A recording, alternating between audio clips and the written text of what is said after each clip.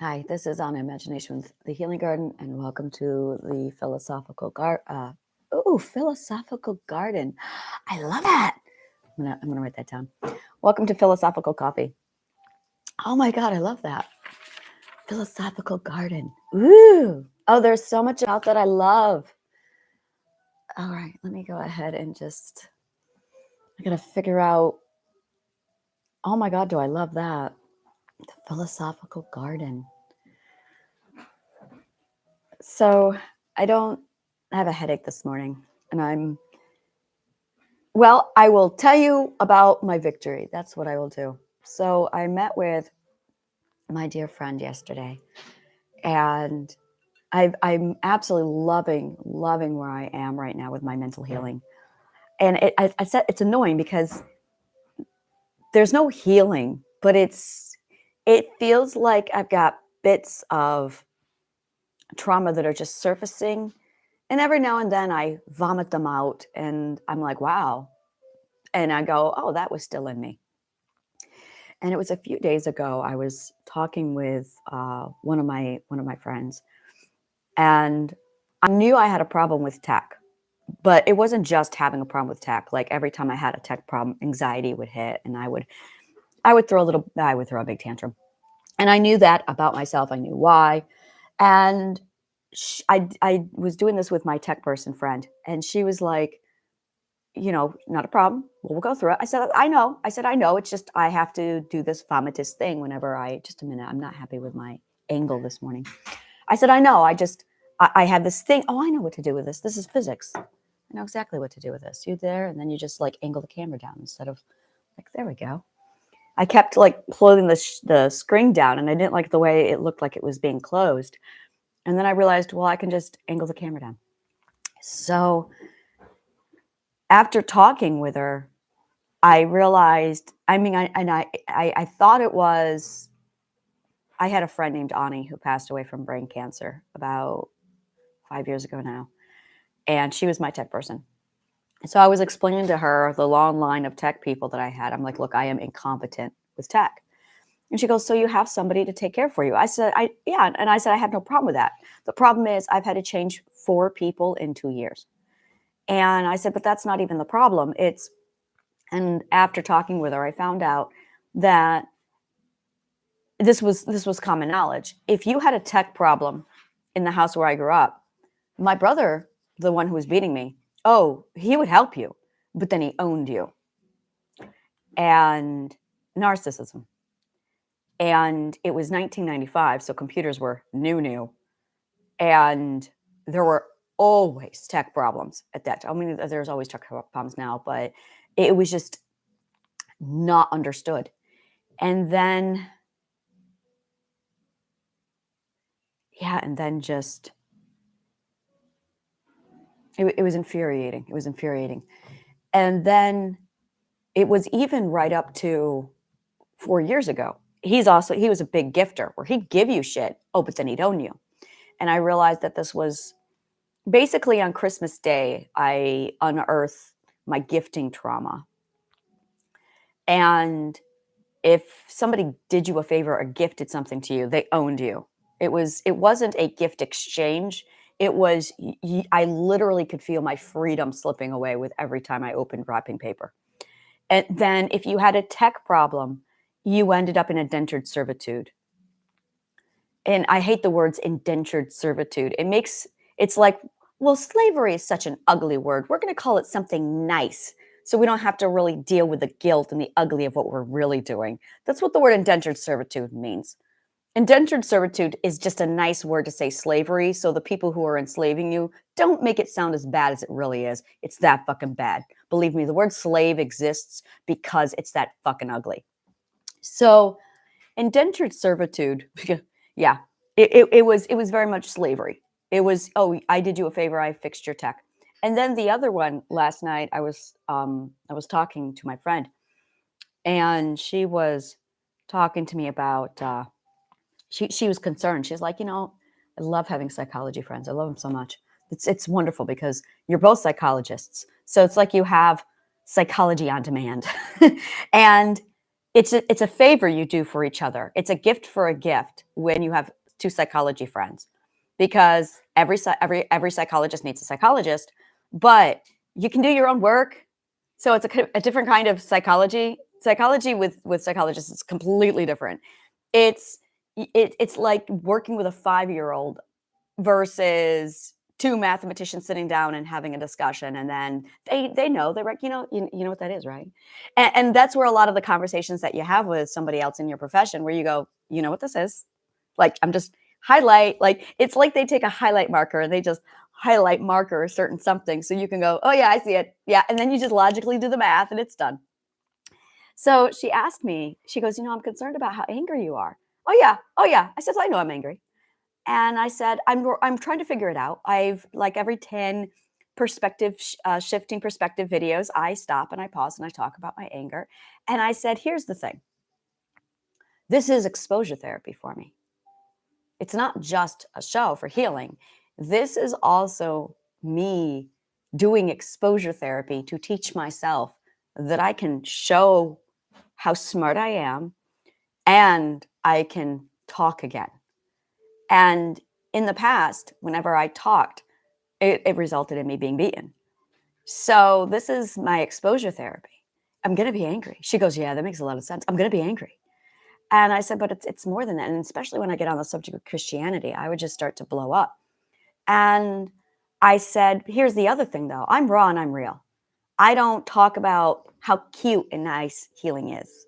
I talk about how ugly it is.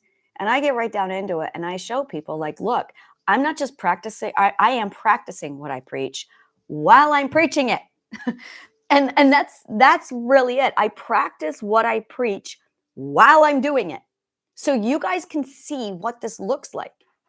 And I said, right now, it's time for me to be angry. And it's just 10th perspective. All emotions are always right. Your actions are what's right and wrong, but not your emotions. Separate your emotions from your actions. They are not the same thing. Emotions should not be, everyone listen, emotions should never be a catalyst for a response. Never. If you have an emotion, you need to jump right into problem solving. But people are reactive to their emotions. And that is a big problem. Under no circumstances should you ever be reactive to your emotions. And it's not fucking easy. It takes practice. So I get angry when I talk about Christianity. And I said, 10th perspective, the emotions are always right. They come, they go, they ebb, they flow. They're there for a reason. My job is to allow them to be there. And I'm not going to hide it from people. I'm not going to pretend I'm having a great day when I'm angry as fuck. I don't know why I'm angry. Yeah, there's no anger today and I'm loving it. And I said, it's just, it's this, she brought up Christianity. And I explained, well, I'm not going to hide them. I'm not going to cover up what they do. So this is what they really do. There is a psychological tactic that people are aware about. Now, I studied this in Plato's school, so I'm well aware of it. Believe me, this is why most Christians have been traumatized. This is it right here. In Plato's school, when you want to teach someone something, there is 9 art that you're supposed to learn. I've learned them all. And 2 of those is comedy and tragedy. Comedy and tragedy are the art masks. This is where the art masks come from. I'm not sure about the actual art mask symbols, but the concept of comedy and tragedy in theater, this is why and this is where. Comedy is laughter. Tragedy is sadness. It's grief. These 2 emotions, comedy and tragedy, laughter and sad, are the gateways to connecting with human beings. So when you are telling a story, when you are teaching someone, if you can make them laugh while you're teaching them, you've connected with your students. Students are an audience. Students are an audience. They are synonymous. A teacher is an actor, which is why the first 9 courses in theater or in Plato's school was theater, art, stage. Because the very first thing you're going to learn is metric, rhythm, story. Metric and rhythm and story is how we learn. But you also need to know about comedy and tragedy because it's the laughter and the sadness. So when you take rhythm and metric, music, story, stage, theater, and comedy and tragedy, sadness and laughter, and you put them all together, well, you will make one fucking hell of a teacher now. Hold on to that thought. The emotional connection between the entertainment factor with the rhythm and the music and how the beats pulse at a certain thing draws people in. It's why I talk like this. It's because I was honed so. I went to Plato school because my second owner wanted to refine me so I would be of higher value when he puts me on the market. That's why. That's why I'm like this. This is sex trafficking. That's what this is. As a result, I walked away with a refinement in art, a refinement in dance, music, piano, composition. He wanted to have me being a perfect little genius that he honed into bragging rights while I was his escort at 15. As a result, and if I didn't pass, the consequences were high. Slavery. As a result, I walked away knowing rhythm, dance, song, music, how to tell story, how to captivate audience and bring them in, how to lure them in. He turned me into a walking sex machine through elegance and refinement. And there is a psychology when you lure people in through comedy and laughter. Christians took it a step further, and they use fear.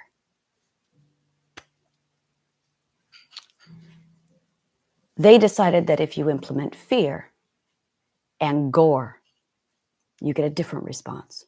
Now in psychology, we know this, but you don't fucking do this.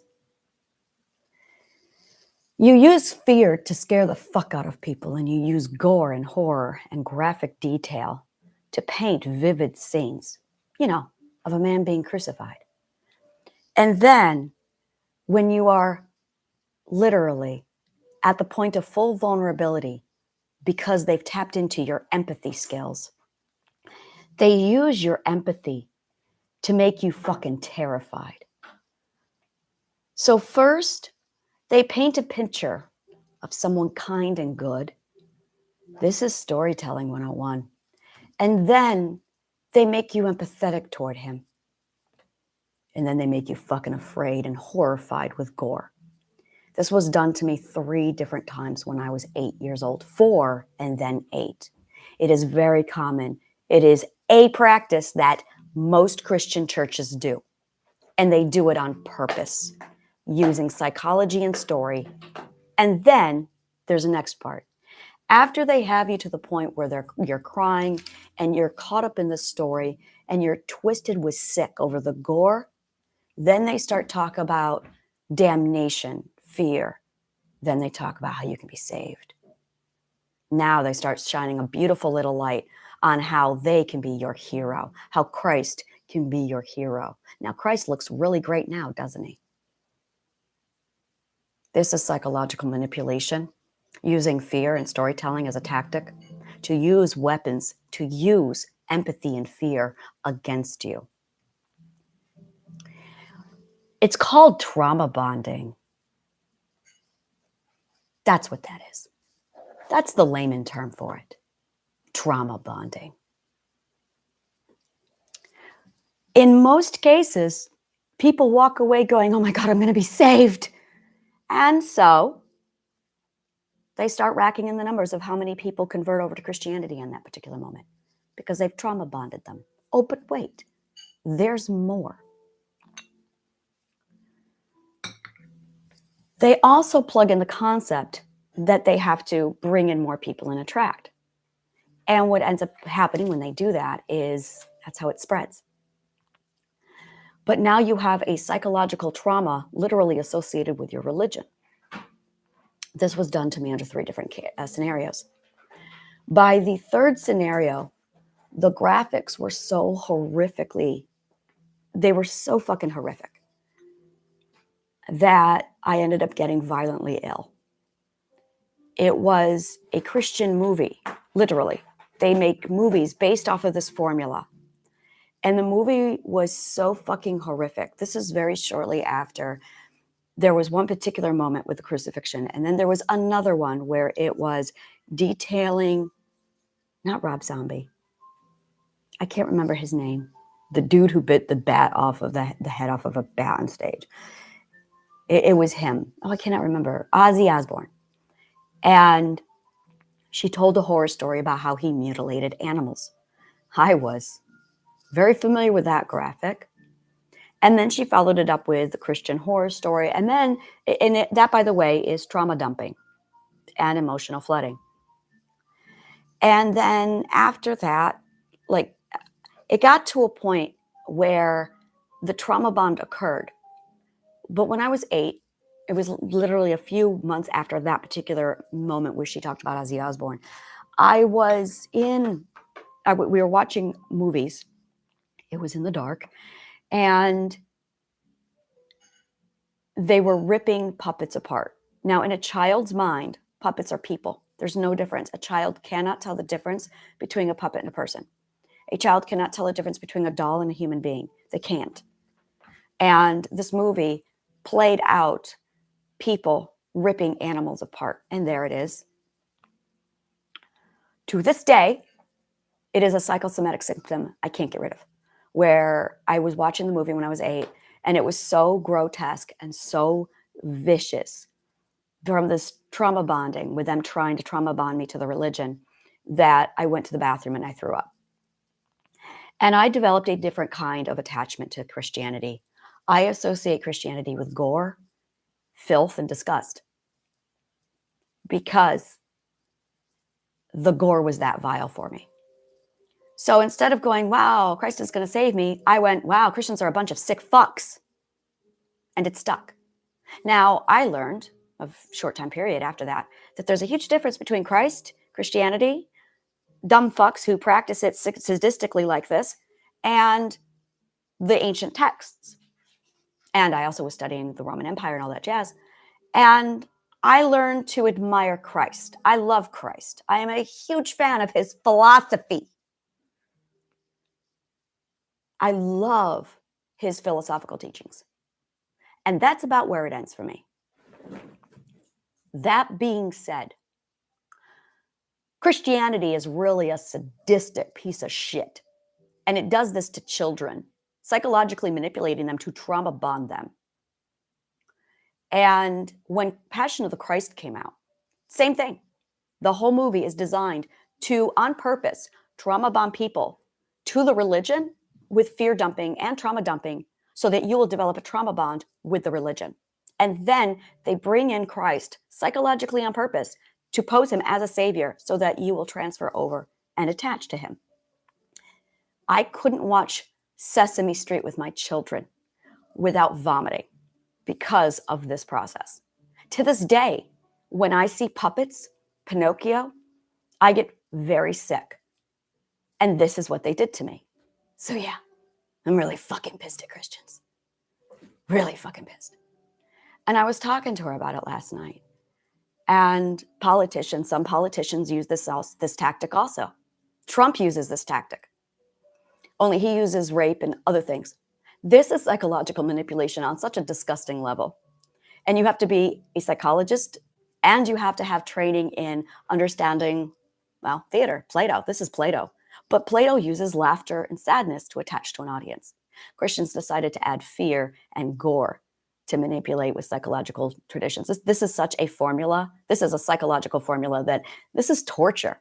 We study this in forensics.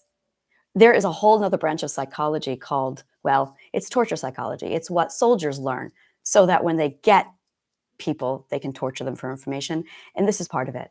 You actually see this in the movie Red. In the movie Red, the second movie, that guy, I love this guy, he's giving LSD and putting him in a trunk with rats, and you see him slap him and then you see him hug him. This is it. This is part of that. That's another branch. There's a whole branch of the psychology of torture, and this is it. It's trauma bonding to your victim, or having your victim trauma bond to your savior. So yeah, religion is fucking disgusting. Now, from what I know, Christianity is the only one that does this. And there's a few other tactics that I'm familiar with that I know they do, like the evangelist speakers, that the way they speak is that way because that's theater. That's that rhythmic speaking that we were taught in Plato's school. And when you understand the depths of how much this gets into your mind, how much we have this thing in our culture that is literally permeating and cranking out trauma on a regular basis.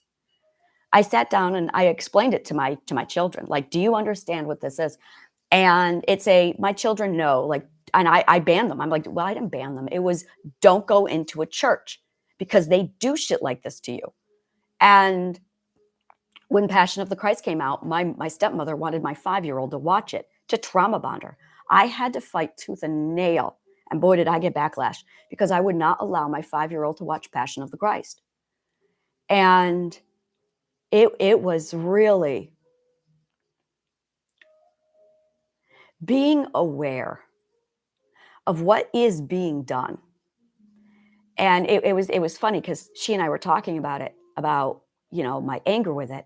And I said, bottom line is, it's something that I live with to this day. This is what they did to me. They did this to me. And they did it to my mother. This is why so many second perspectives get stuck at second perspective and they don't want to leave. It's because they get trauma bonded. And then they never evolve past this because they are too horror struck with this psychology that's been done to them. I think I know how to save my mom now and get her out of that mental health. So it's awareness is the first step. And she was like, how are you going to handle it? And I said, I grew up with Christians defending their religion. Not anymore. I'm not going to be gentle about the vileness of what is going on with Christianity. And I grew up hearing people say to me, well, it's not happening anymore. Matthew Shepard. And yes, it is. Almost every goddamn sermon, it's happening. And if you don't talk about it, if you're not educated about it, and you're not aware, it just keeps going. And we have an entire, it was a sudden realization with my anger, with my rage, with my hate, that it all finally came out. And I was like, all right, so I understand now. And the severe anger, I blew up and I screamed at her. I said, they did this to me. That when I watch Elmo, I want to go throw up because of what they did to me. That I can't watch the movie Pinocchio because of what they did to me.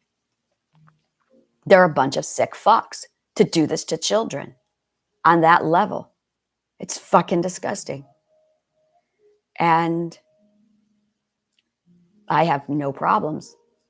I was having this one conversation about the book burning that the Christians did to Ireland, where they destroyed many of the illuminated manuscripts. And this one woman, a Christian in the audience, was like, wait, what are you talking about? And I had somebody else say, excuse you, it's history. You need to do your research. They did do this. And there is this mindset, and this is the trauma abuse that we very much deal with. Christians, so many of my clients, I talk to my clients and they're like, I have religious abuse. Yep, a lot of people do. And no one's talking about it because, oh, well, they mean good. No, I'm done with it. I do not placate abusive Christians. I do not placate people who are ignorant of how fucking vile their own religion is. I won't do it. I will not do it. I do not help people lie to themselves. I won't do it. And we had that talk last night where she was like, I think she was trying to ask about, do you think you should tone it down or be more gentle with it? No. I've got 8 billion people who think this religion, for the most part, is a treat and a walk in the park. And I don't, there's plenty of people talking about how great this abuse is. And I'm very, very bluntly saying this is fucking disgusting. Trauma bonding is vile when it's done on purpose and as a weapon just to get you to believe in a religion. And you're doing it to children. It's fucking disgusting. And part of my exposure therapy is finding my freedom to talk about this shit that was done to me. This is part of my trauma, a big part of my trauma. And realizing and understanding what it is, using the words to finally voice it, is a big part of healing. It's called the secret keeper. We actually have a thing for this. An abuser needs 3 things from you. They need your cooperation, they need your availability, and they need your ignorance. So we have a culture that literally makes us stupid. And that right there, being ignorant, is one of the easiest guarantees for your cooperation. And the word slave has been hidden from our culture. And they use this, they hide it by using different words. And when you start to realize the words that are being used to hide it, like indentured servitude, like debt, like the fact that a government body in New York City just announced that it's legal for employees to work their employees 20 hours a day. True story. Oh, but you're free, right? You're free. We've just made it impossible for us to live without working 4 jobs. And this concept is, our ignorance is literally the gateway to abuse. I cannot explain that enough, that ignorance is literally, if you're knowledgeable, you can't be abused. There's a tier system when it comes to abuse. Really get this through your head. I cannot explain this enough. There's a tier system when you are abused. There's the ignorant, the abuser being smarter than the abuser. And when you start to become smarter than the abuser, you're fine. Abuse stops because they require your ignorance. That availability, making arrangements, being someone close to you. Abusers don't go out and find random strangers. They prey on their network. And if you're ignorant of tactics, of abuse tactics, of how they use words to manipulate, so we're going to just talk about words and communication today. But if you're ignorant to how words are used as weapons, you're not going to know what's coming. This is how narcissists get into your head, is the words they use. That's how it's done. Cooperation. Well, rule number 1, you got to be quiet. The very first responsibility you have as somebody who's abused is to not talk about it. You have to be quiet. Now, this doubles with another trauma.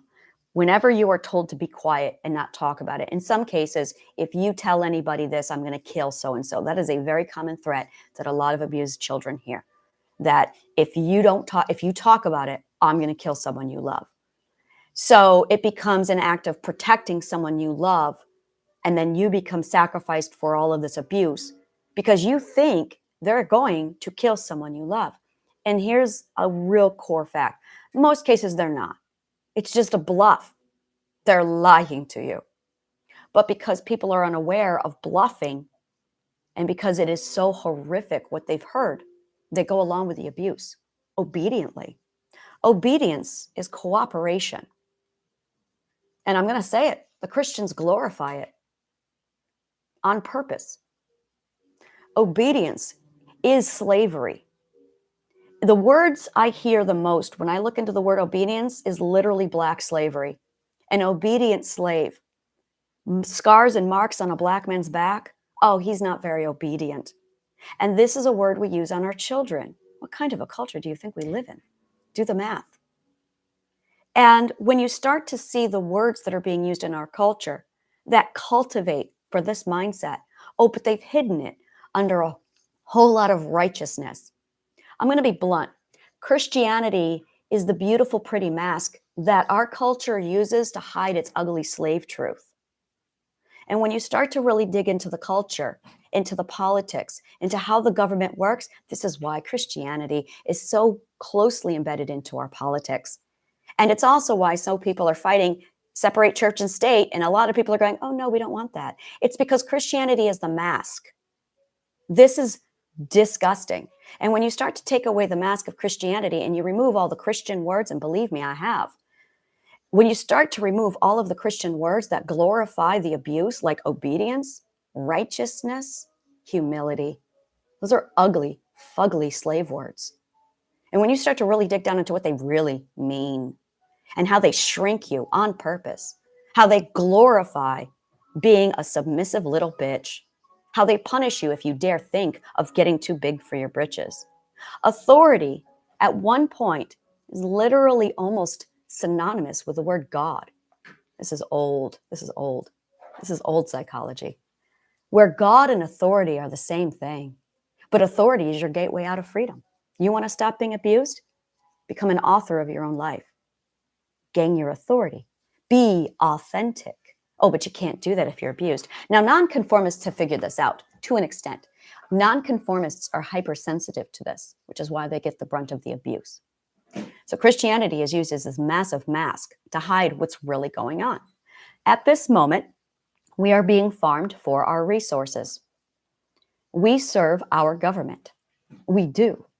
They keep us fighting, divide and conquer. Narcissist tactic 101. They keep us fighting amongst ourselves so that we don't realize what the Christians and the government is doing. And we're so distracted fighting and arguing about politics, about abuse, about women's rights, about politics, about whatever you can think of, that no one's realizing what's really going on. That you've got the Christians and the government working hand in hand. Now, let's go back to the Roman Empire for a bit. When the Roman Empire created the Christian Empire, and they did, when the Roman Empire created the Christian Empire, there was an agreement they made. They couldn't defeat the German kings. They weren't kings yet. They couldn't defeat the German tribes. So the Roman Empire, the popes, or at the time they were priests, the emperors, approached them and made a deal with them instead. This is documented history. This is where the royal families come from, right here. The royal families were propositioned by the church to say, we can't defeat you. How about if we get into a partnership? We want X, this religion, these people to obey. We'll rule. We'll give you ordained permission from God to be king if you pay tribute to us. They agreed. So the kings paid the church money. And in turn, the priests were like, oh, God has spoken. They're supposed to be king. That's how that's how the German kings came to be. That's how the British kingdoms came to be. That's how the French kingdoms and the Spanish kingdoms and the Italian kingdoms came to be. That is the birth of monarchy. It was literally a dirty deal between the Holy Roman Empire, literally cherry picking. They changed the Holy Roman Empire's name to Christianity, the papacy. And then they said, okay, now you just become agents of the Pope and you pay us tribute and we'll make sure that the people hear us. Now they had the same power, and the Christian church, the royals were able to just hand money and pay tribute, which is why taxation really was required, is because they had to keep paying the papacy to ensure that the papacy kept saying, God has ordained this person king of all England. After a while, we forgot all of this. And the play Becket depicts all of this. Becket is a true story. And it's a play that depicts a pope, he was a cardinal and a bishop by the name of Becket. And the king had made an arrangement with Becket. But when Becket was made when he was made priest, he had a good heart. And he decided not to do what all the other popes were doing. And he decided to actually do good for the people. So the king had him killed. That's the story of Becket. And that was a story from 500 AD, showing that storyline. So you have this. Now, let's fast forward to our time period. Well, the Christian church is still there. And you've got this Christianity literally brainwashing the people the exact same way they did back then. And you've got the political parties, you have the government still doing everything that it's doing without anyone being aware of it, because it's all being under the mask of Christianity. Christianity literally grooms people into obedience and slavery, which is exactly what Rome designed it for, using narcissism strategically. It's fucking sick. And all of the techniques that were taught by and created by Rome at that time period was then embedded into our culture. As it embedded into our culture, it filtered down, and it's highly contagious. It's designed so that our mothers teach it to their children on purpose, which is why mothers are worn out like they are today, is because supermoms is actually constant superhero syndrome, where they have to save everybody all the time, constantly, which is why we don't give a shit if fathers do or don't do anything with their children, is because mothers were the ones who were enslaved, turned into superheroes. So you've got this massive thing embedding our culture, and the Christian religion embedded so many other words to hide it all that no one's aware of it. So everyone's fighting amongst themselves. So the words are everything, because once you start to hear the words, once you start to see them, you start to see all of this. This is the matrix. That red and green or red and blue pill, it's just words. Once you start to learn the words used and you start to see it, it all stands out. It's because, again, what do abusers need from us? They need ignorance. They need your availability, and they need your cooperation. Availability, how does a 9-to-5 job sound with a 2-hour commute every day? And what about overtime? That would make you pretty available, right? That would make sure that you are right where they need you to be at all times. And if we increase the prices on everything, deliberately making things expensive so that your living wage is lower than, this is a formula I absolutely love. So when you get into economics, you learn about resources. You learn about how the more rare a resource is, the higher in value it is. Our rarest resource is time. There is nothing more rare than time. So you tell me why we are working and selling our time for less than the living wage at bottom dollar. The reason why is to make sure that you have to work. So now people are working 2 to 3 day jobs. Now you're available. And because you're unaware of all of this, because they cut our education system, it's well documented. Back in the 90s, they cut the art department because imagination is what gives people problem-solving skills. Imagination and art literally teaches logic and problem-solving. So they took away our ability to problem solve, to be curious. They took that away too, and they took away our art. So as a result, we have an entire culture now that's completely oblivious to this. So just like that, they've got our ignorance, they've got our availability. Now cooperation, they give you different words. So you can't even communicate what you need to communicate, because if you try to communicate it, your mindset is in a completely different place. Along with that, Christianity guarantees your cooperation because you want to be good and get into heaven, right? So suddenly you have this massive cooperation from millions of people, availability at your beck and call to do your work for you, to ensure that the system stays in place, so your government and Christianity stays in place, and you're ignorant about it because no one talks about this, because no one studies psychology. Why do you think that is? This has been something that's been bothering me for years. Why would philosophy and human behavior, these are sciences, and yet they are strangely missing from our curriculum? Why do you think that is?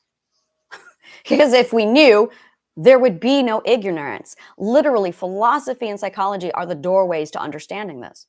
But because they never taught it to us on purpose, they instead hoard it over us, going, oh yeah, so psychology is a precious, rare thing that only the psychologists are going to have access to. And only then are they going to have access through the books we give. Fun fact, 50% of all psychologists quit the field because it's unethical. So the words that they teach us, there are righteous words, there are shrinking words, and then there are growing words. Growing words, and I'm going to start right off with arrogance. Arrogance means to claim. It was first, it's from the Latin agarrere, which means to claim. Claiming something is not bad. It was the French aristocracy in the 14th century, 14th, 15th century, compliments of Voltaire's Candide, that time period.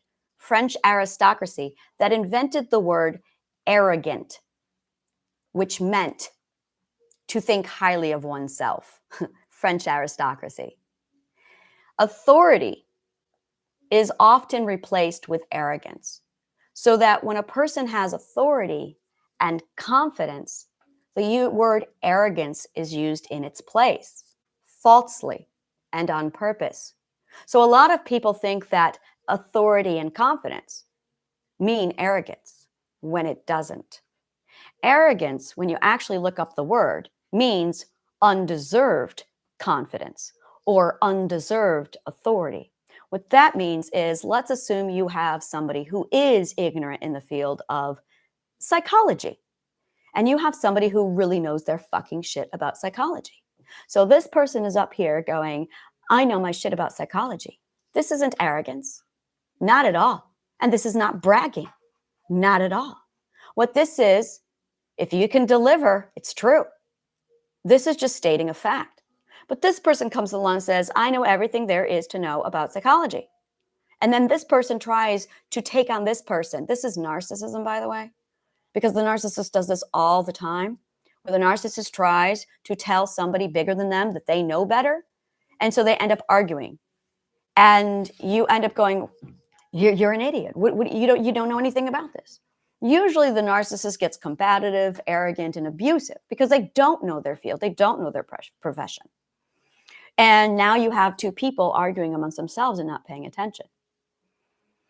So the other thing is, when you actually have authority and confidence, you become secure. Security is knowing who you are in your future.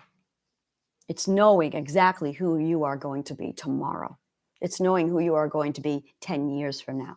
It's that solid. And it's almost non-existent to most people.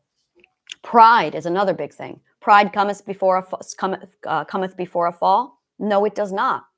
You don't know. You want to know what comes before or after pride? Confidence, authority. That comes after pride. I went through this process. I'm going to explain what happened here. So humility is a shrinking word. And I do not like the word humility. I do not like the word humble. I looked them up. It means without self-esteem. Now, I know exactly what happens when a person doesn't have self-esteem. They become suicidal. But the Christians are righteous about this. They love it. They glorify it. They call this meek and righteous. Suicidal is not fucking righteous. What they are really trying to explain is confident, secure appreciation. But because this combination, appreciative privilege, not privilege, and privilege is a funny word. Privilege is another abused word where it has two meanings. And this is how you tell if a word is been abused, is if it has two polar opposite meanings to it. Truth is another great example. Of all the words in all the world, that truth should be solid and really stable on what is true. And yet there are true, completely contradicting definitions of the word truth, because no one can agree on what the word means. Well, actually, everyone can agree on what the word means, except Christians and religious people. They're the only ones who have a different definition for it. They change the meaning of the word to appease their own religion, to establish their own authority. Scientists will tell you that truth is subjective, which is why we have 12 jurors on a jury. Even court and law define truth as being subjective and what is decided as what is based upon the jurors. It's fascinating when you really dig into the history of the word truth. Privilege is another one. Privilege means pleasure. It was a privilege playing with you tonight. Privilege means pleasure. But if you hear privileged in reference to a white man, white privilege, that's not pleasure. That's something entirely different. The word privilege now means rights. How does a word go from meaning pleasure to rights? This is where it gets really interesting. Now, when it comes to your healing, and this is why this is so problematic, is a person will go into their healing and they will have a bastardized vocabulary. The bastardized vocabulary leads to the word I'm looking for: misunderstanding. And misunderstanding is poor logic. When we have logic health running and operating our belief system, that creates logical fallacies, which lead to cognitive dissonance, which leads to mental illness, suddenly this shit really fucking matters. And it's all because we're using the wrong words. Because when you start realizing you're using the wrong words, which produce a different meaning, which creates logical fallacies, which contradict the actions that you were told the abuser is actually doing, it doesn't make sense. And because you're using the wrong words, you're making choices based off of the wrong words that lead to the wrong consequences. So you get hurt. Trust is a great example of this.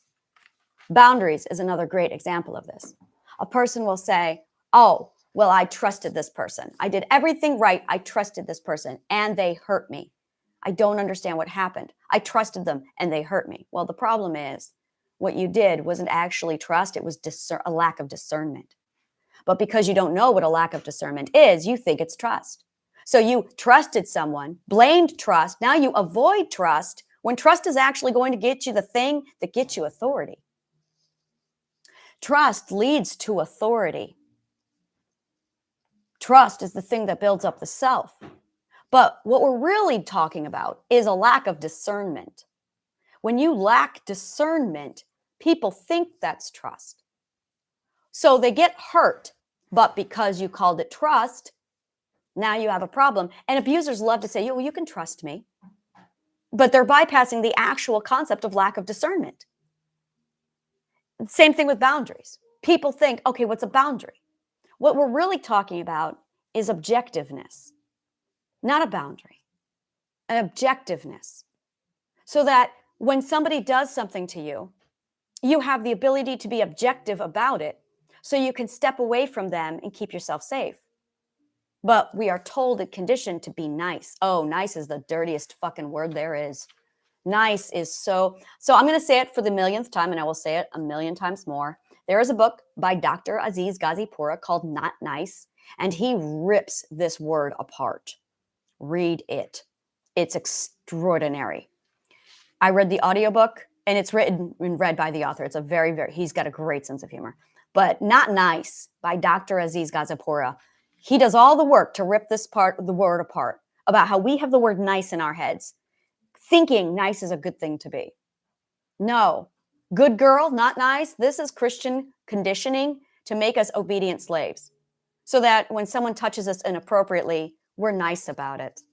I just had a person I was speaking to about this the other day where somebody touched her sexually, and she was more concerned about being nice than telling him to back the fuck off. And we wonder why we have rape culture. This is why we have rape culture, is because we are more taught, more conditioned to be nice than anything else. Because we're thinking, oh, I got to be good to get into heaven. So we're not thinking about ourselves. We're not thinking about anything. We have been taught and conditioned that thinking about the self is going to get us into heaven, is going to get us approved, is going to get us accepted. And when we think like this, it keeps us shrinking. Good is another word that is absolutely bastardized. Good and bad. We're going to talk about those words. These are ethics. Good and bad is supposed to be measured against your ethic. You are supposed to have the authority to measure what's good for you and what is bad for you. But our language has removed the words for you and have pinned them instead on the abuser to determine what is good or bad for you. You need to determine what is good for you and bad for you. But we didn't do that anymore. We removed the words for you. So now we just have these two generic words, good and bad. So you'll feel something. You'll feel sad. And you'll go, is that good? Is it good? I've had people ask me this. I feel sad. Is it good? Is feeling sad good for you? And I've said this to them, like, Do you realize that's what you're asking?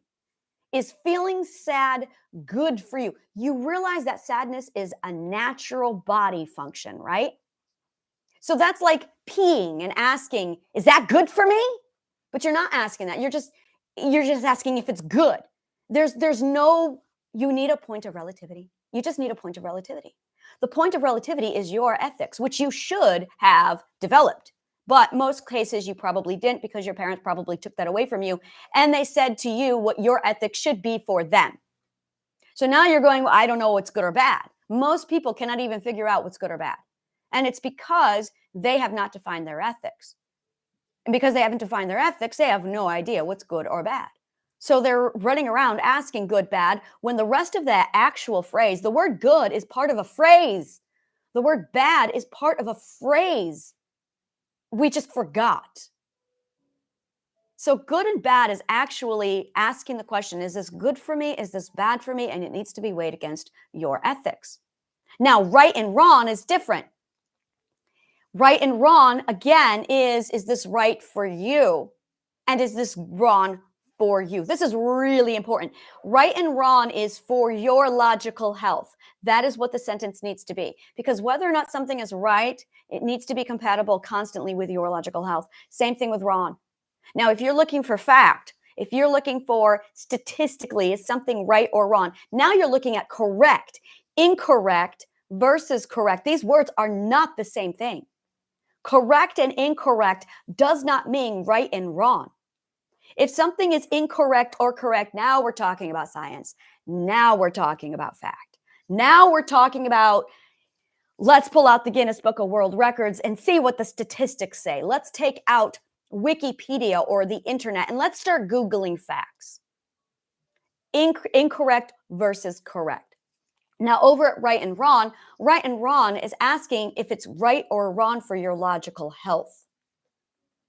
And this is imperative. When you start to understand this phrase, it's going to change your life. And this is how, and this is why. Because when you start evaluating everything on whether it is compatible with your logical health, cognitive dissonance ends. Is this right for you? Is this wrong for you? Now we're talking about opinion. And here's the fun fact. Truth is opinion. Religious people don't want you to know that. Look up the definition of the word truth. Truth is an opinion. I was having a conversation about truth with my neuroscientist friend. And I was explaining, we were talking about truth. And he said, yeah, truth is subjective. And he's a neuroscientist. And he said truth is subjective. I said, not according to a chemist. He goes, oh, yeah, it is. Chemists will tell you. And I went, how? Because if they don't have the right answer, things go boom. And he said, it is a controlled laboratory. And they know this. It is a controlled laboratory. What in life is controlled? Mother Earth is not a controlled laboratory. So even the statistics and the information that comes out of a chemist's laboratory, even though it's full precision, is still only within that environment, which is a controlled environment. Therefore, the information that they get in particle physics, at CERN, at chemists' labs, sometimes it's not applicable to outside. Physics is fascinating. Physics, classic physics has laws which completely are obsolete and do not work and do not apply in modern physics. True story. The laws of classic physics are not applicable to modern physics and quantum mechanics. They had to come up with their own set of rules. Even physicists will tell you, yeah, truth is subjective. No one can agree on what the truth is because truth is subjective, which means when your abuser tells you bullshit, even if your abuser tells you truth, it's only just their opinion. Never value your opinion less than anyone else's.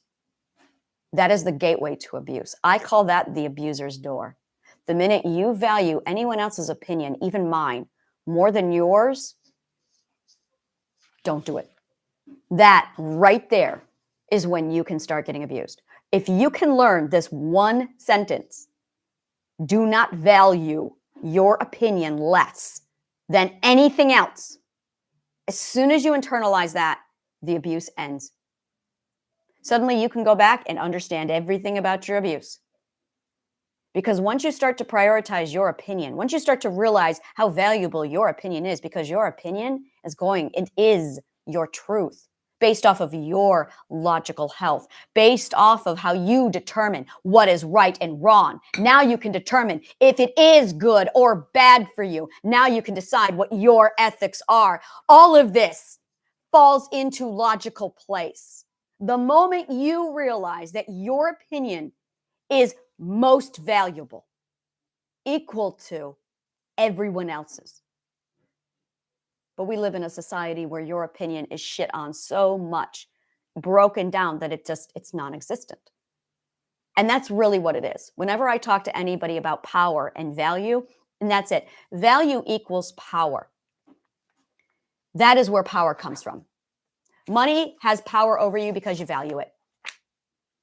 Bottom line. A person has power over you because you value something from them. You value most likely their approval and or their opinion. The moment you stop valuing someone, they're nothing. They literally go from having meaning to having no meaning. As soon as somebody has no meaning, they're irrelevant. The moment someone is irrelevant, why do you give a fuck what they think or say? So really, it's when you are looking at your healing, ask yourself what it is you value. Really, this is a big thing. When you are being abused by someone constantly, continuously, there's something about them that you value, that you are getting from them. If you can figure that out and then devalue it, you're free. This is how you break out of Stockholm Syndrome. This is how I did it. Is I understood and I suddenly realized that, oh, my opinion is as important as his opinion. And opinions are subjective. Truth is subjective. This is how my abuser got me, the one who conditioned me for 5 years to be trafficked. He convinced me that his opinion was fact. That's it. He convinced me that his opinion was fact. When he did that, I thought I couldn't argue. I was convinced that 100% of what he said was truth. I couldn't argue. He was right. He was true. Suddenly, all of these words change meaning. When you alter the definition of truth, all of these words change meaning. Like I said, words matter. Change the word truth back to opinion. Suddenly, truth doesn't exist and opinion isn't fact. Can't be. Suddenly, the words good for you and bad for you are there instead of good and bad. When you change the definition of truth, it becomes a thing in the dead center that everyone compares to. This is called your point of relativity. There has been a very long argument over the point of relativity and its defined point of relativity. Let's talk about that. Point of relativity in philosophy, existentialism in physics, and in mathematics and geometry, and every science is a point in which you need to be compared to. In psychology, this is you and this is your parents. In fact, these are your relatives. It's because it's your point of relativity. That's why we call them relatives.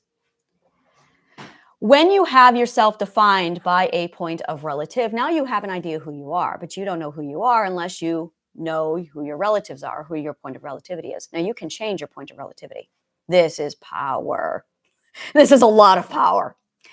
So what's been going on in most cases is tradition, truth, and religion and politics have been placed at the center of that point of relativity. And because truth is absolutely, according to the religious people, defined and inarguable, now everyone is required to cultivate and shape their entire concept around this point of relativity. And it is, thank you, Socrates, unchanging, because archetypes don't change. That's not true. Because you have this point of relativity that does not change, that does not shift. Now, what ends up happening is you develop your entire world in comparison from point A, yourself, to point B, the point of relativity. Now, good, bad, right, wrong, all of those words now start to conform around the point of relativity in comparison. In physics, optic physics, this is eye physics, this is how light and eyes work, we actually have a word for this. This is called mirroring, which is precisely what it is we are doing. This is physics. You require something to mirror off of. This is reflective. We mirror. This is how we learn. 100%. So now you have a U of I. The U of I is the truth, the point of relativity to yourself. It's a mirror. So that everything you decide now has to be compared to the mirror. But if you don't know that you can change the U of I, if you don't know that you can change your point of relativity, a lot of people get stuck in this. Now, the problem is this. If your relatives are abusing you, if they're using bastard language to make you think that everything is fine, it's going to fuck you up.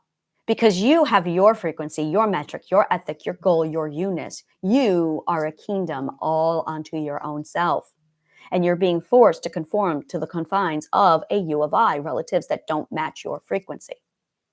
This is where trauma happens. So that once you understand that all you have to do is literally redefine truth by saying truth is subjective, all of a sudden, everything that they are saying is now moot. All of it is garbage. Because now you have placed your ethic in the center. What should go at that U of I? A future version of yourself. A future version of yourself or a role model, somebody ethical. You can choose. I chose Abigail Adams. Once you decide who to go into that center, who to put in that center, who do you want to be? Now let's go back to the self. I mean, we're talking bare naked, the self. Qualities. What qualities do you want? This is where it all starts. This is the beginning. What qualities for yourself do you want? Who do you want to be? Choose qualities. Look them up online. Look up the etymology of the word. See what is the root course of the word. You don't want to be God-fearing, because if you're going to be God-fearing, you're going to be structuring your entire existence around fearing this concept. And when you fear a concept, it's going to destroy yourself. There are toxic qualities. Make sure you are choosing healthy ones. Honest is a fantastic one. To thine own self be true. Don't say loyal and faithful, because you have not yet defined your ethic to know who to be loyal and faithful to. Those are consequence qualities that need to be valued properly with the right people. But if you haven't learned how to trust and use boundaries, most likely you're going to give faithful and loyalty to the wrong people. You're going to put in the wrong U of I. Do not use loyal and faithful. Those are more shrink words that the Christian religion builds up and glorifies when they're actually highly toxic. Loyal and faithful, you should be loyal and faithful to your ethic. Think about the knights around the round table, the Arthurian legends. Now that's solid. That's proper, because you have their ethic, and then the knights swore fealty to their ethics, to the knight's code. The knight's code was one of the most ethical, beautiful things in the world. And they swore and they vowed to their ethics. Going to Stephen Covey's 7 Habits for Highly Effective People, he talks about this. He explains that the core of every human being should be their ethics. Yes, it should be. Yes, it should be. And your ethics should be the self. Because when you make it the self, your logic health is literally what you want, what qualities you want, what you value, what actions you do, what words you say that matches your ethics, your values, your behavior, and your qualities. When these are all aligned, now you have balance. Now you know who you are. When you have the inconsistency, that is when cognitive dissonance occurs, and that's where trauma happens, because you are not aligned to your ethics. Choosing your qualities, choosing your ethics is vital to building up the self. And the value of your opinion is vital to ensuring your safety and your continued mental health. It's vital to this. And then there's the risk, how far are you willing to go for your values? How far are you willing to go for your ethics? Now, this is where we talk about priority. Every time anyone comes into to work with me, the very first thing I ask them is, what's your priority? Because priority is what it's all about. You might have your values, you might have your ethics, you might have all of this. But if you do not prioritize yourself first and foremost at the front of the line, the whole damn thing is built on sand. All of it. It's going to fall down. This is intense, and I want to just take a step back. This is deep breath. We're going to do the meditation and the gratitude journaling now.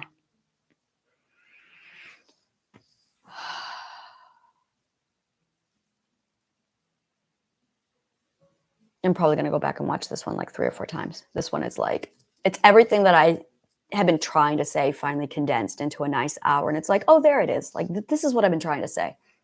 It's a deep breath in.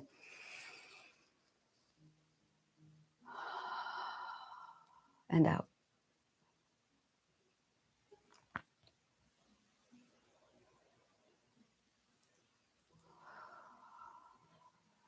We're going to do a little different thing with meditation today. I call this meditation for beginners, where I coach people through what to expect and what to do with meditation. Because a lot of people are like, what am I supposed to be doing? So I'm going to walk you through it today.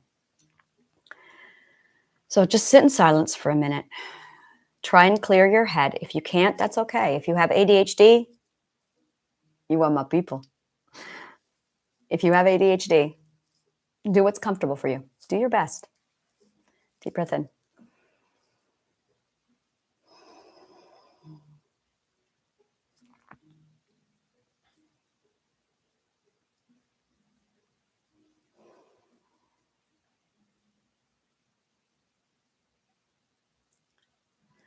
Meditation is a fantastic time to start talking to the subconscious mind.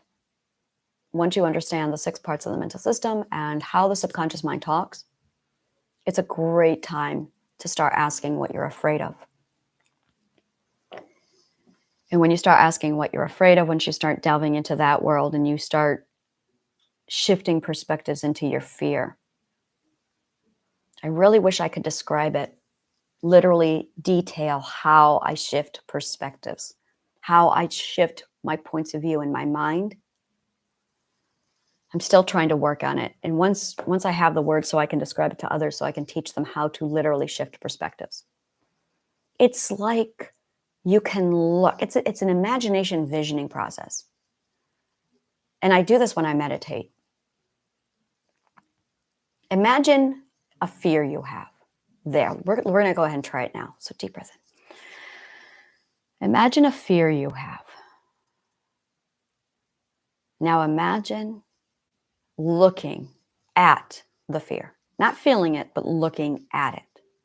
If you could take all of your fear and put it into a single ball so you could just look and observe it.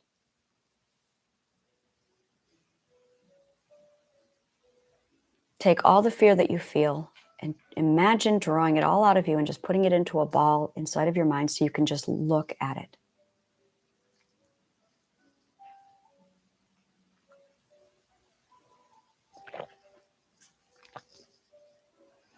Imagine you have the ability to make this ball of fear big or small. And then ask it, what are you afraid of? Now it might come back and say, spiders. Okay. But what about the spiders makes you afraid? It's not the spiders. It's what about them? What is the meaning? Now, usually people feel fear. Remember, when you feel the fear, pause, use the meditation to slow your reaction. And then take the fear and shrink it into a small ball. Put yourself distance so that you can observe the fear, so that it can grow while you remain objective to it.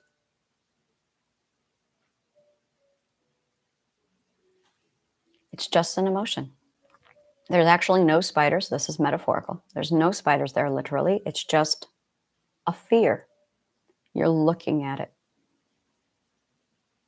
Become consciously aware that fear is an emotion, that it's not corporeal. We forget this a lot. Fear is not corporeal. So by putting it into this ball and looking at it, we have the ability to examine it and dissect it. Now, there is the surface, the mask that the fear wears. That would be the spiders, for example. It could be small rooms. It could be the dark. It could be anything. It is the thing. And that's actually not what you're afraid of. That is the distraction, and that is a tactic the subconscious mind uses. When you meditate, really visualize the fear is over there and I am over here. Remove yourself from the fear. Deep breath in. This might take a bit of practice. And I'm going to be very honest, I have been doing this for so long that I really don't remember it. I just do it. And so I'm trying to reverse engineer what I do to try and explain it. So if it works, let me know. If it doesn't work, let me know. And I'll try and figure out a different way to explain this. But this is how I do it. This is how I've always done it.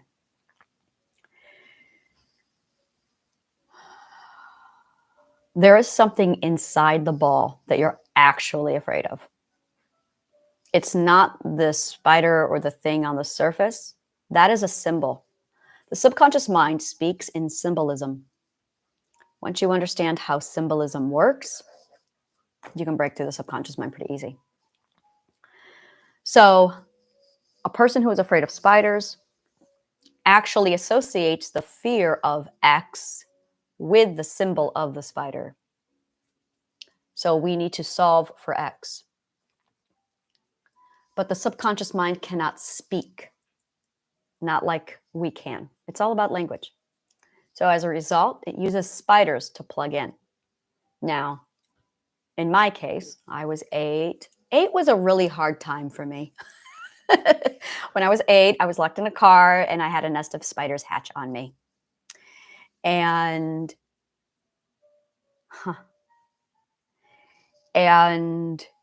so my brain had 2 things happen that day. It had the spiders and it had something else.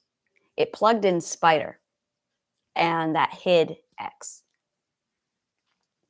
So we have to solve for X. What is really, really the problem? I have the answer. I'll just give it to you. It's control. You don't feel in control. You don't feel safe. That's it. It's just control. There is something about not being able to control.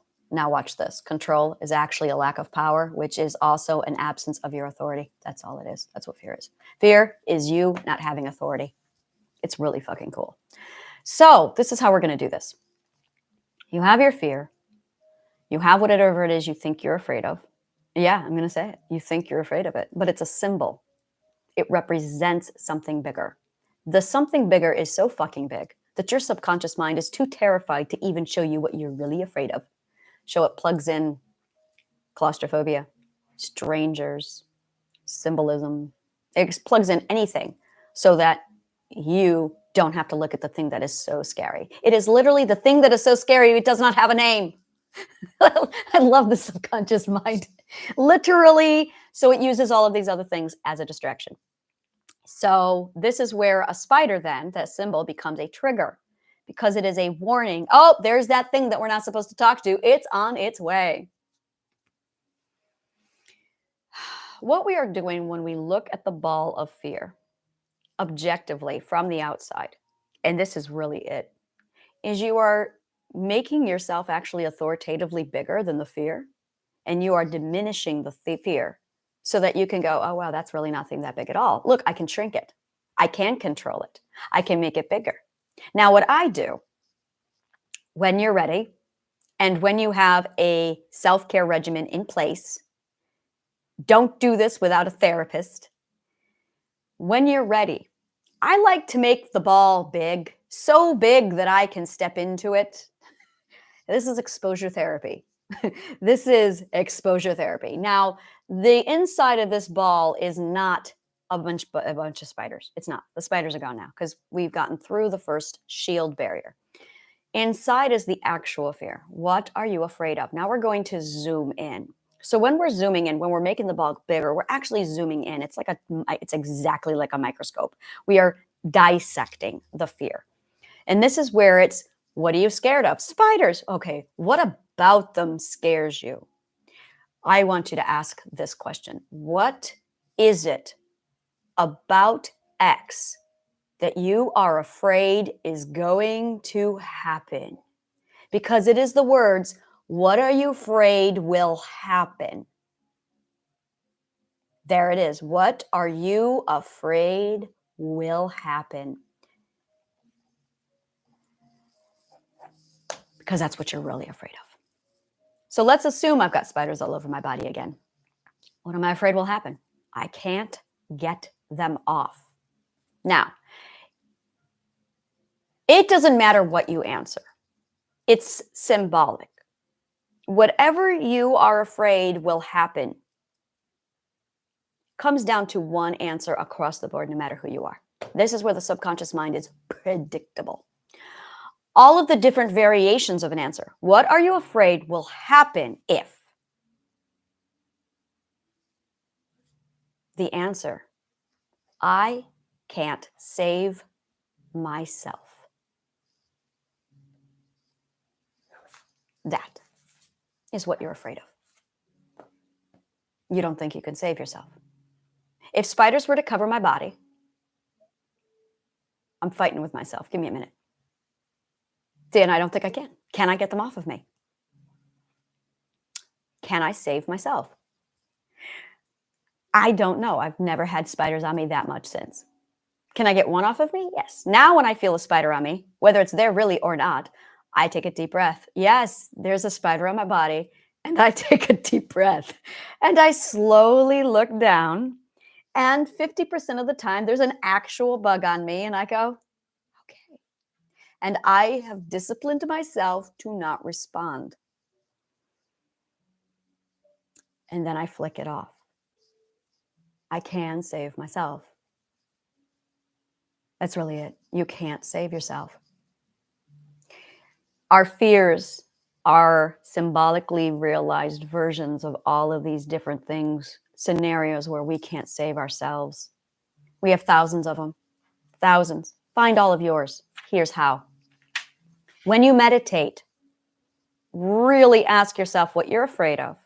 List all of your fears. And I do mean list every single fear you have. And do this one fear at a time.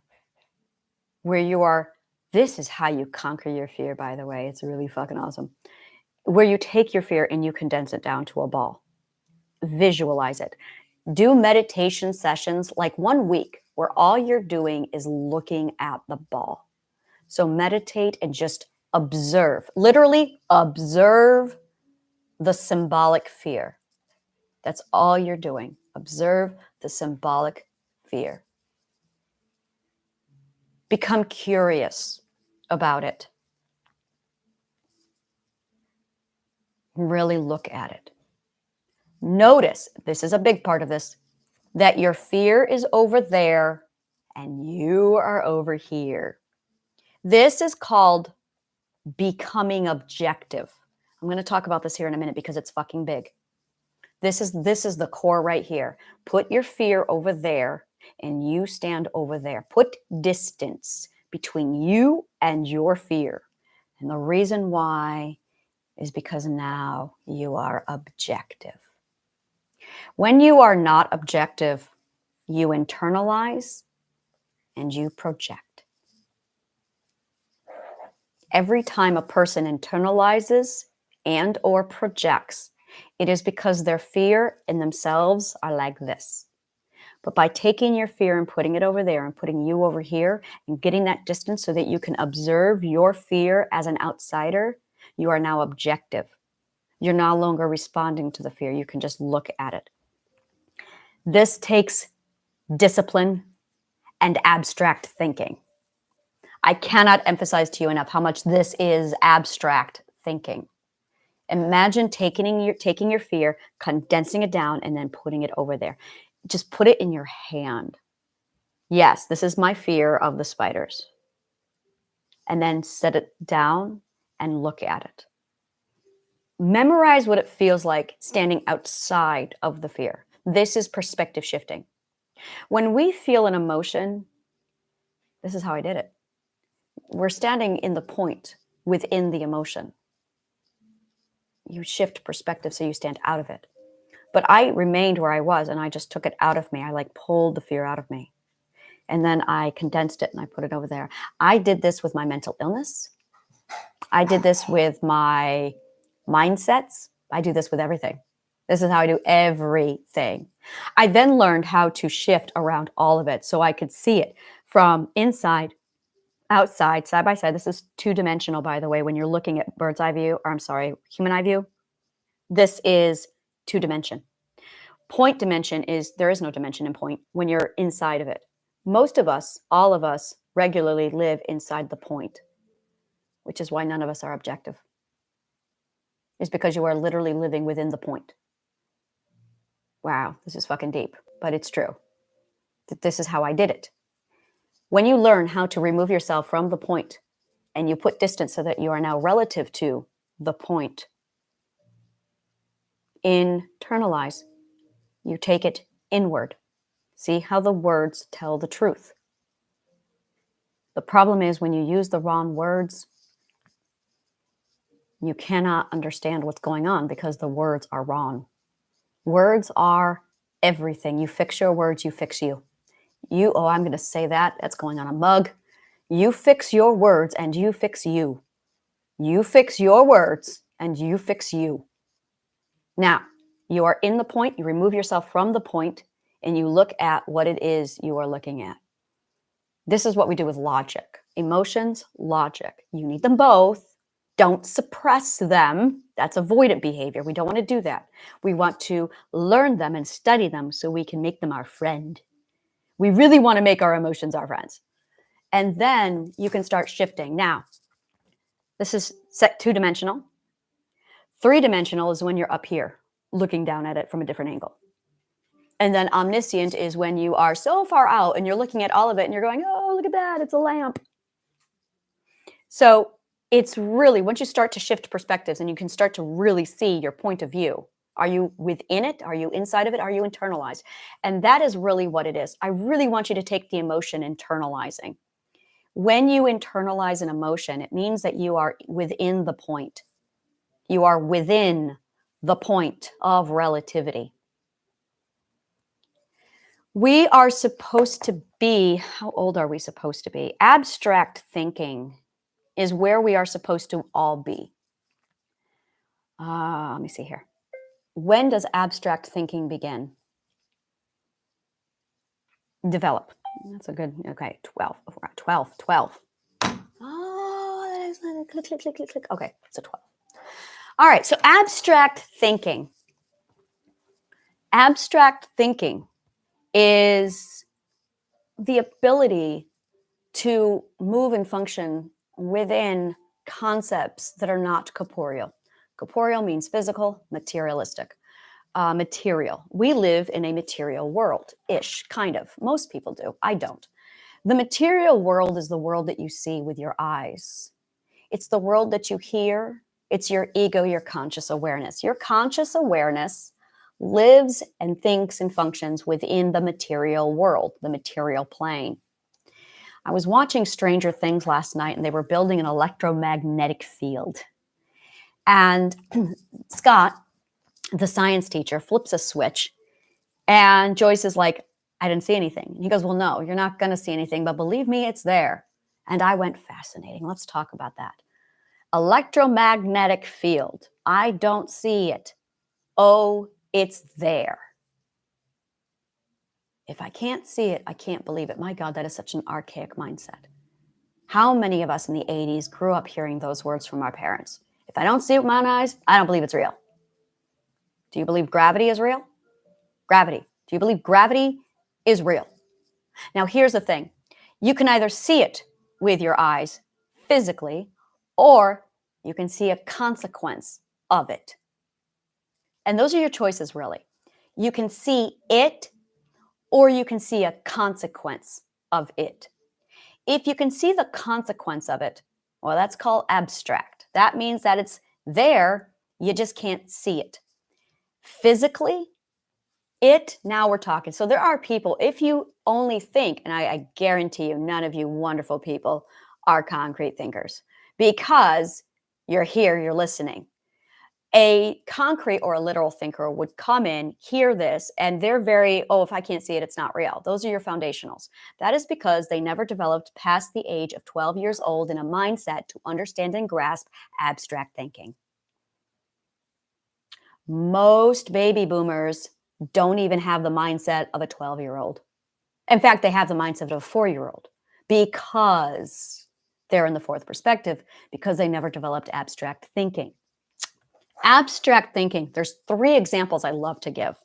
The first example is time. Time is an abstract concept. However, the literal thinkers couldn't imagine or understand it, so we created clocks for them. Money. Money is an abstract concept, but literal thinkers couldn't understand it, so we created money for them. Mathematics. Mathematics is an abstract concept. They don't understand it, so we developed numbers for them. So that there are very much there's the abstract world, and then there's the corporeal world. And the sooner you understand abstract, the sooner you get into abstract, the easier it is to start to really understand. Now, here's the problem. Our emotions are abstract. Emotions are abstract. Imagination is vital to our health, and it's abstract. And we live in a world, our bodies, our lifestyles, our individual lives, our relationships all revolve around the abstract of emotional and imagination health. And if we are not aware of them, but we are seeing the consequences of them. But they're not real, according to the literal thinkers. Now, the literal thinkers are the ones ruling the world. So the literal thinkers are the ones going, it doesn't exist, it's not relevant because I can't see it, which is one of the reasons why they banned art. They couldn't see the advantage of art because the consequence of art is abstract. We are more abstract than we are material. This is really, really important to understand, is that the abstract world makes up our world substantially more than the material world. Gravity is a phenomenal example of this. Gravity is abstract. Force and energy is abstract. Physics, all of the sciences, is a study of the abstract. Well, with a very few exceptions, like biology, anatomy, those are material. And this is where you're dealing with things being microscopic. You're dealing with things being so vast we can't see them because we're in a different perspective. Like the universe is so huge and our perspective of it is so displaced. It's like we are standing at this thing looking at this weird shape. We're going, what is it? And we don't realize that we have been shrunk so small that we are looking at the hair on a leg of a grasshopper. But we're trying to describe the entire grasshopper. But let's zoom out. Let's say we're trying to describe the entire yard in which the grasshopper is in. Let's zoom out further. When you get into this concept of perspective with the abstract world, suddenly you're limited only by the material plane in which you can observe. So observation is garbage because observation does not get you any further, which is why we have microscopes and telescopes invented. But there's this whole world of the abstract world where a lot of the scientists play. But you need to be able to understand how to manage and maneuver in the abstract world. Your psychological health is 100% the abstract world. And that's the problem, is you are talking about your mental health. And until 150 years ago, no one was taking it seriously. No one even knew it existed anymore. Now, 2,000 years ago, this was a mastered art. This was a mastered art science that was regularly embedded into every aspect of everything in the Roman and the Greek Empire. Oh my God, the Grecians loved psychology and they used it for everything. It was the first science. Psychology was used for economics. Psychology was used for marketing. Psychology was used for literally every single aspect you can think of. And once you start to understand how much the world consists, how much your mental health is dependent upon the abstract world, and learning how to navigate the abstract world. Words are abstract, and they are the navigational system of your abstract mind. You want to play in the abstract? Rule number one, you have to learn logic, because the abstract world is built off of 100% of logic. Proof, biology. Logy means logic of. It does not mean study of. This is where people are really sloppy with language. The word logy, L-O-G-Y, does not mean study of. They lied to you. Study of means science. That's what the word science means. Logy does not mean study of. Science means study of. Logy means logic of. You can have a logic of something and you can study that something. I am a scientist of philosophy and interdiversity. Oh, I can't say the word. It's a big fucking word. Logic is logy. So when we say biology, we are actually saying the logic of bio. Geology, the logic of. Logic means the mathematical formula of. The mathematical sense of, literally. This is another word. It doesn't make sense. I love these words so much because these words, it doesn't make sense. These are my favorite words in the entire human language, and I will show you why. How many people, how many times have you said, oh, that makes sense, or oh, that doesn't make sense? Almost everything we do or decide revolves around the phrase, it doesn't make sense, or it does make sense. Oh, that makes sense. We were watching Stranger Things, and one of the girls says, oh, that makes sense. What she is really saying, that is fourth perspective talk for that is logical. Every time you say it doesn't make sense, you are actually saying the words, that's not logical. That is how embedded into our brains logic is. And there's confusion. This is fantastic.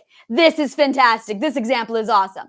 It doesn't make sense. There's confusion. Sometimes there's pain. Sometimes it just doesn't feel good. Nothing feels good when it doesn't make sense. But as soon as it makes sense, there's relief. Oh, it makes sense. Oh, wow, that makes so much sense. Wow. And as soon as you make it makes sense, you feel relief. The discomfort and the pain goes away. That's cognitive dissonance. That's because you are a logical being who lives in the abstract, but you don't know it. And your entire mental health is dependent upon logic, but you haven't studied logic. Words are the first law of logic. Whenever you form a logical argument, the very first thing you do is define the word. That is step one of every proof. Define the word, because you are about to put together a theorem and a proof that is 100% built off of the concept of that logic, which is only the definition of the word.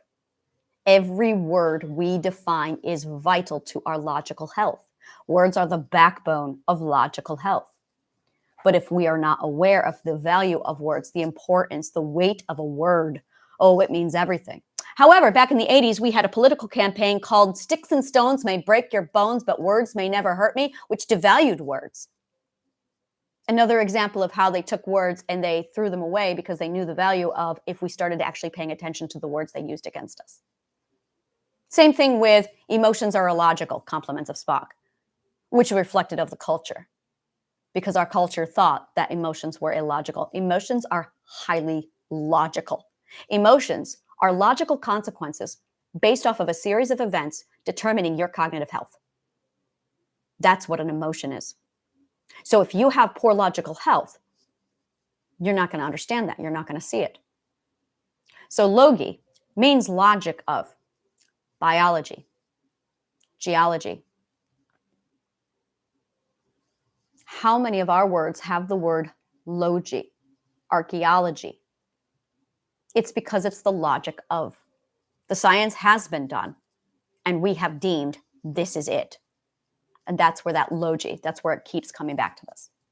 So when we are putting together our mental health, the very first step, this is why when you start therapy, the very first thing they tell you is, let's not call it that. Let's change the word. It's subtle, but it's intentional.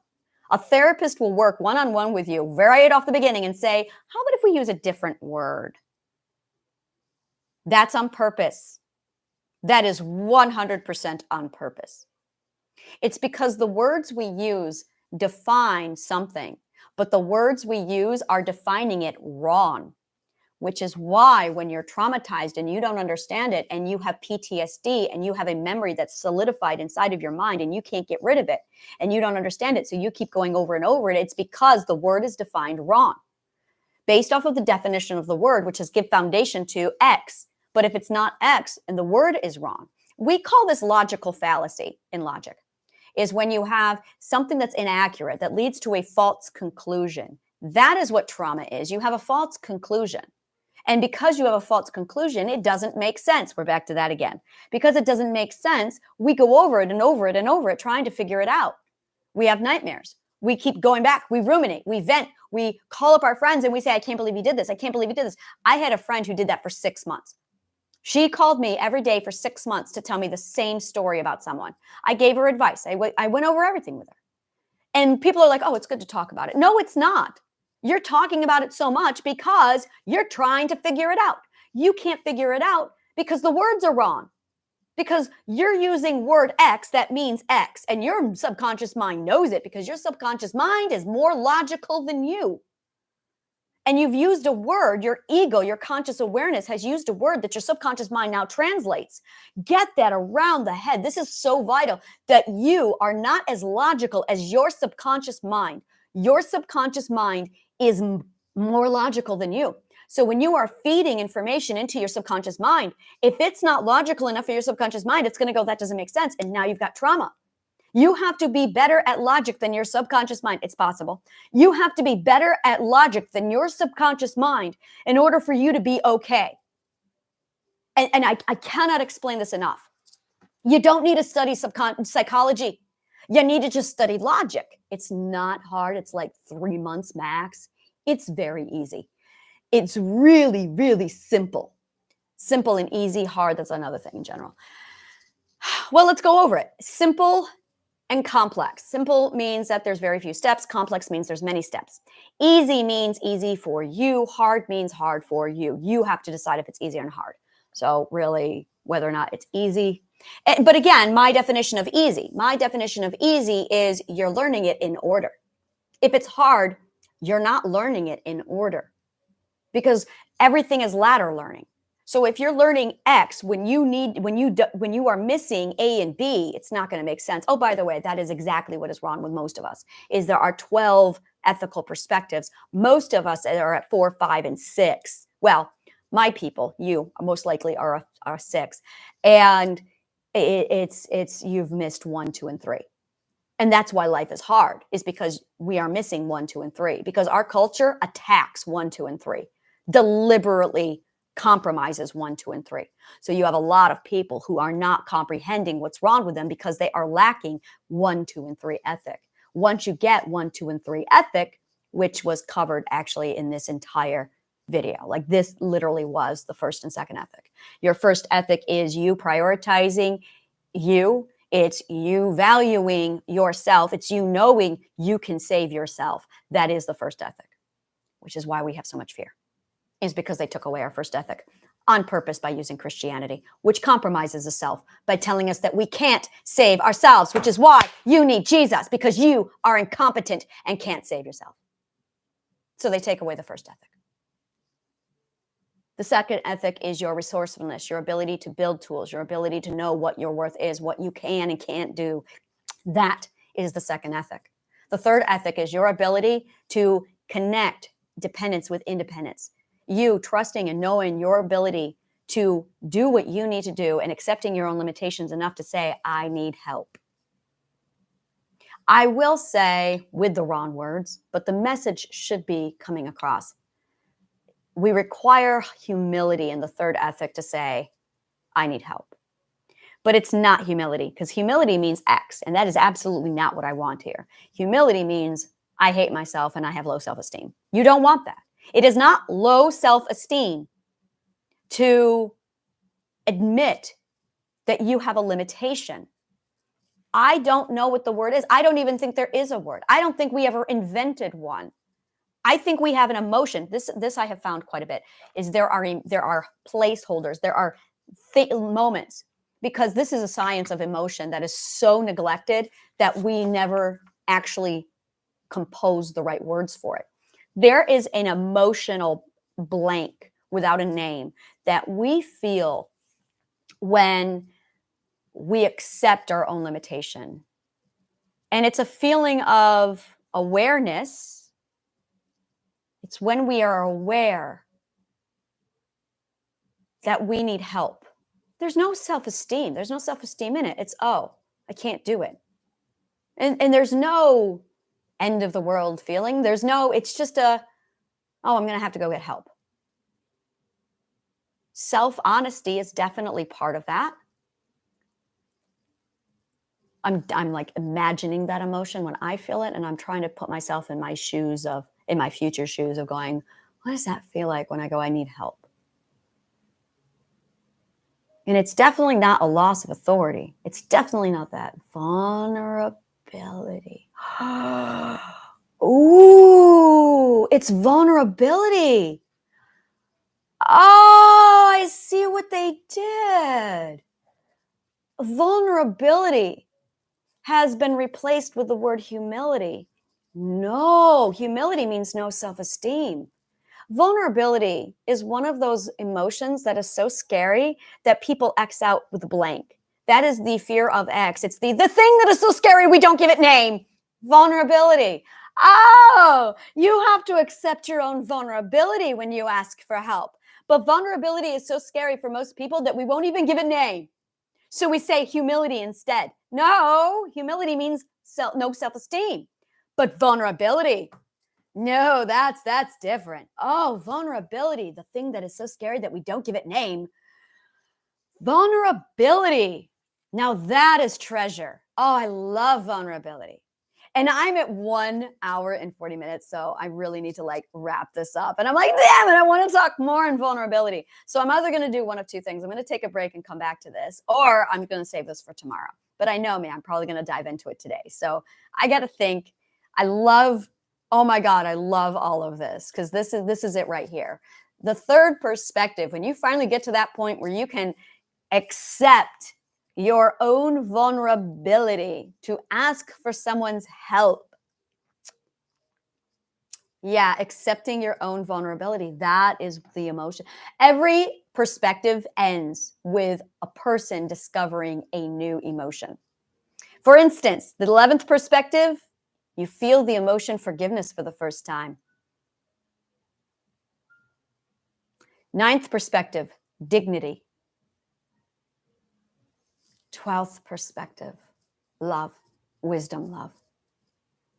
3rd perspective, vulnerability. You have to discover the emotion, vulnerability. Literally, every perspective, you're on a discovery mission. And if you don't complete the perspective, you never discover the emotion. So the 3rd perspective discovered emotion is vulnerability. This is awesome. I love doing this shit. I have been looking for that for a long time. I'm like, what is the emotion that you discover in the 3rd perspective? You have to discover vulnerability, which means where I am, because I'm in the 1st perspective of the U of I, and I get to go through the 12 perspectives again, but with a partner this time.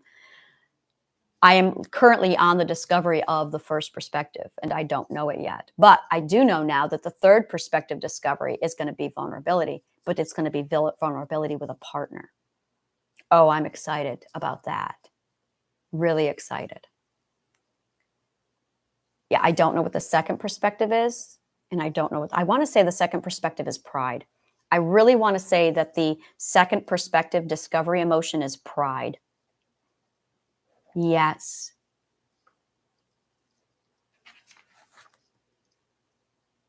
Pride cometh before a fall. Vulnerability was the fall.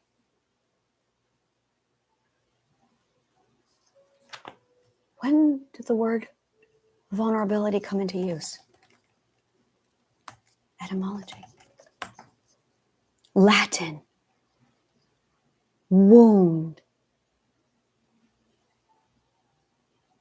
vulnerabilis.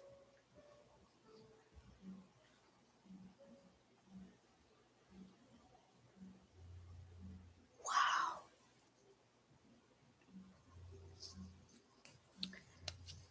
Pride cometh before a fall. Pride cometh before a fall. That's what it meant.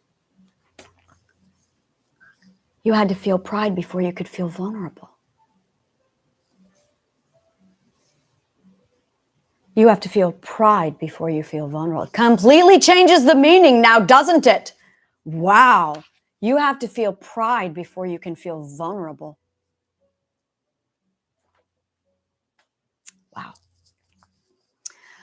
All right. Thank you so much for your audience, and may the kindest of words always find you.